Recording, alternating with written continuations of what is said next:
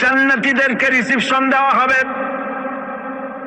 জান্নাতীরা যখন আল্লাহর হুকুমে জান্নাতের দিকে যেতে লাগবে, আর যখন জান্নাতের কাছে চলে যাবে, আল্লাহ রাব্বুল আলামিন শোনায় দিচ্ছেন, হাত্তা ইযা জাউহা ফুতিহাত আবওয়াবুহা ওয়া ক্বালা লাহুম খাযানাতুহা সালামুন আলাইকুম তিবতুম ফাদখুলুহা খালিদিন। সুবহানাল্লাহ।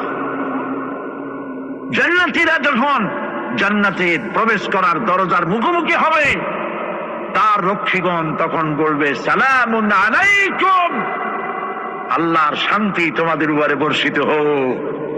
সুবহানাল্লাহ।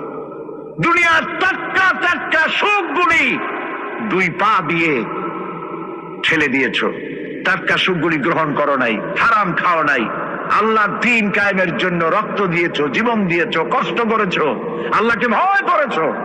আমাদের সালাম গ্রহণ করো, জান্নাতের মধ্যে ঢুকে যাও চিরকালের জন্য। সুবহানাল্লাহ। আর বাইরে হওয়া লাগবে না, চিরকাল এই জান্নাতের মধ্যে তোমরা বসবাস করতে পারবে, আল্লাহ রাব্বুল আলামিনের ফেরেশতারা বলে দিবে। জান্নাতের মধ্যে আল্লাহ পাক হুরদের সঙ্গে জান্নাতীদের বিয়ের ব্যবস্থা করে দিবেন। কোরআনে কারিমে আল্লাহ পাক বলেন, মুত্তাকিইনা আলা সুরুরিন মাসফুফাতিন ওয়া যাওয়াজনাহুম বিহুরিন ঈন।